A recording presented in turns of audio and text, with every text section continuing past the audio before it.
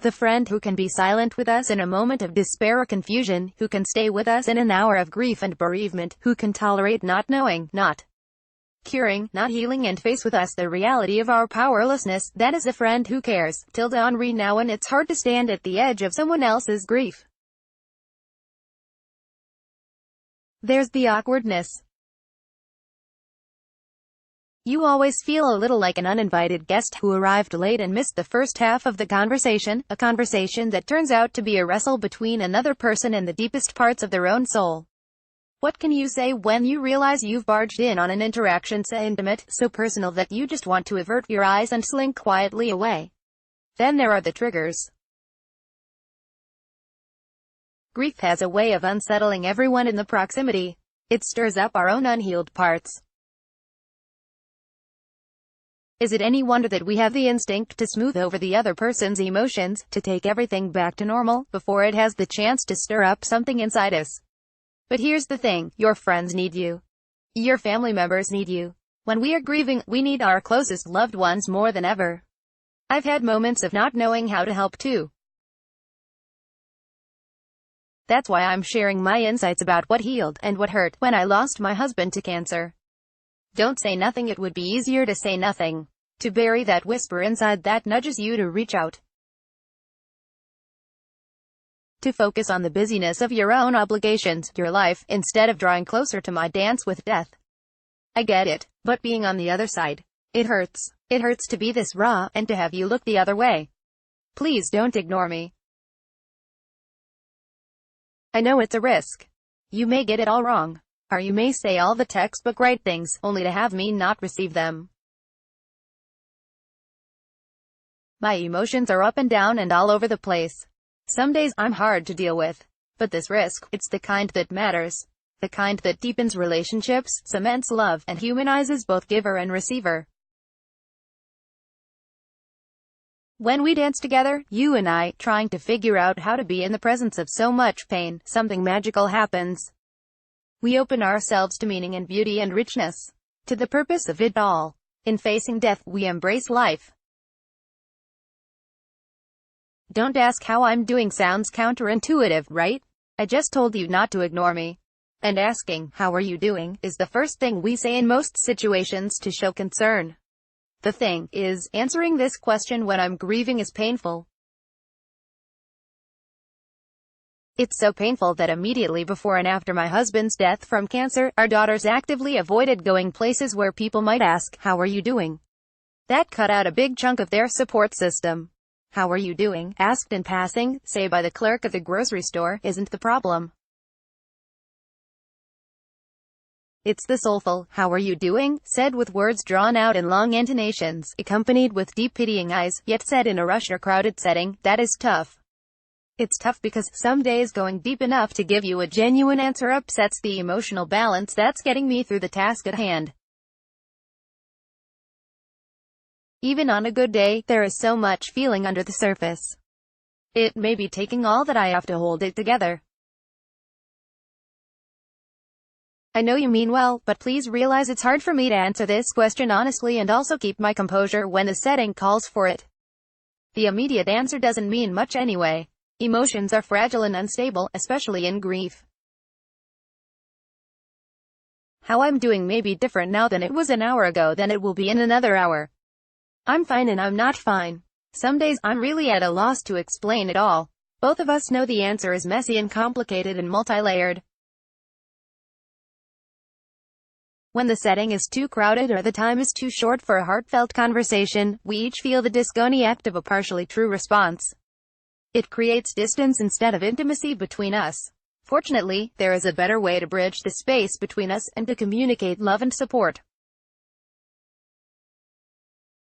What to do instead? Pretend I already answered you. You aren't going to be satisfied by a cheerful, fine, when you ask how I'm doing. You won't believe me because you can see the grief behind my eyes, despite my smile. And even if you haven't been through my experience, something deep down tells you that this is big. Too big to be neatly resolved and tucked away in the category of memory. Trust yourself. You're right.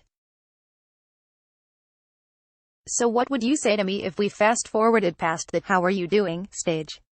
If I actually had the time and space and emotional stability to give you a response, how would you answer? Pretend I just told you that I'm trying in this moment to be strong, but I wonder if I'm too broken to ever be whole again.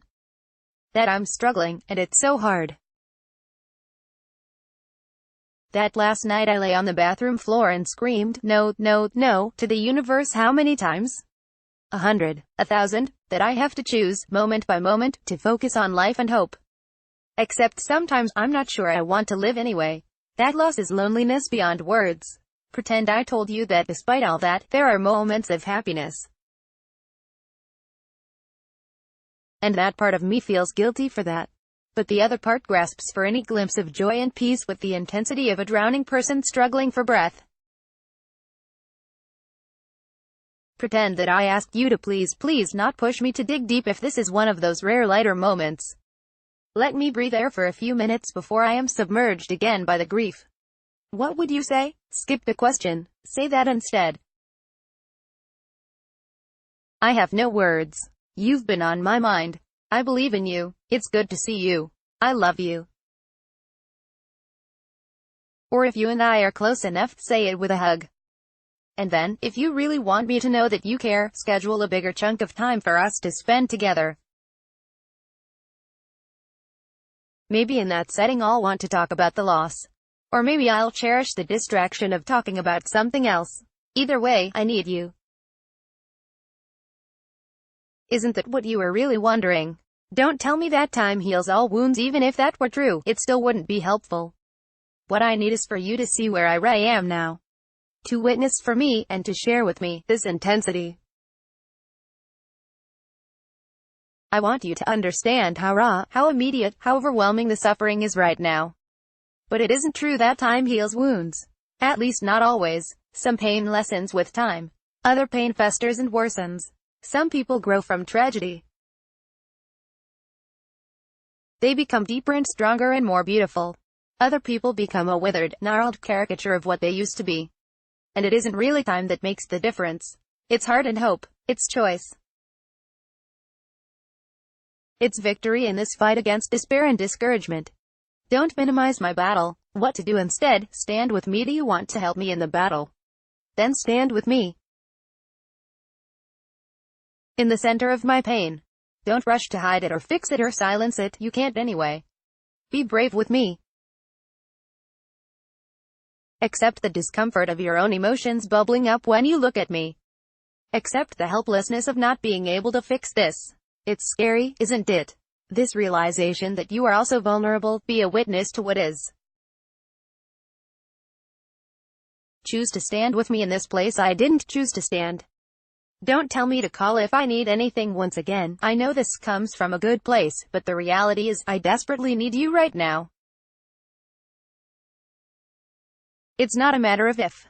The normal tasks of life are piling up undone around me. Which matter most? It's hard to focus, to remember, to care. Truthy, I don't even remember when I last ate. I don't know how to organize what I need when this grief is so large that it blocks my vision and squeezes against me until I can't even breathe. And if by some great effort I'd articulate what I need, what if you said no? What if I called to you from this broken place, and you didn't come? The risk is too much, because even more than I need your practical help, I need you. I need to believe that you would be there, if only I could say the words. What to do instead? Help me think of something you could do to bring sunshine, and offer it. The specifics of what you offer matter less than your willingness to reach out. Can I drop off food for you tonight? Can I come by and mow the lawn, walk the dog, change the oil this week? I have a gift card for you. When you reach out in a tangible way, I come to trust your sincerity.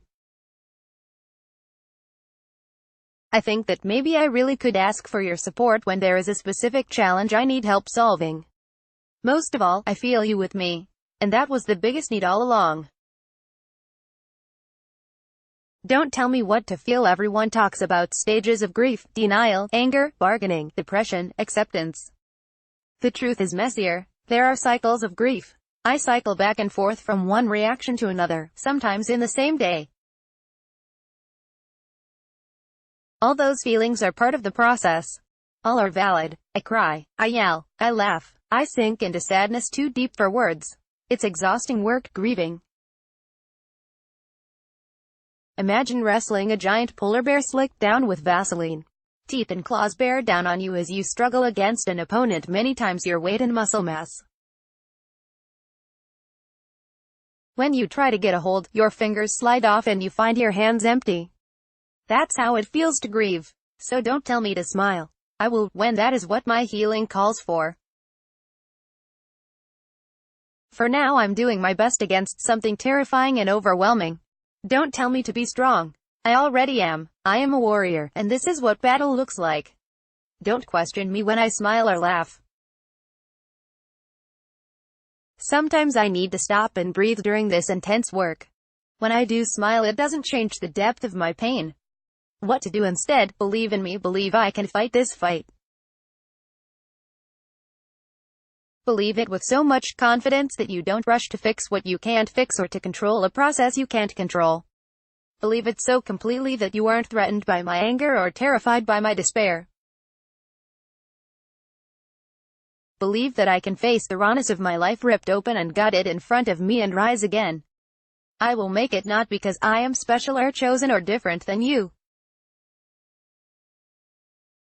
I will heal not because of all the advice and reassurance you give, as much for yourself as for me. I will heal because in touching the center of my pain, I have found my own strength. You will heal yourself as you help me heal. You want to help. Even though it's hard, sharing this journey. Thank you for trying. I know it's awkward and emotional and brings up feelings that would be easier not to feel. But there's something beyond altruism you might not have considered. This journey is actually as much for you as it is for me. Those broken pieces inside you, the ones that are triggered when you witness my pain, they can also be healed as you share in my journey. I'm not saying it's easy. But as you sit with pain, mine or your own, you learn that in a way deeper than words that hope matters.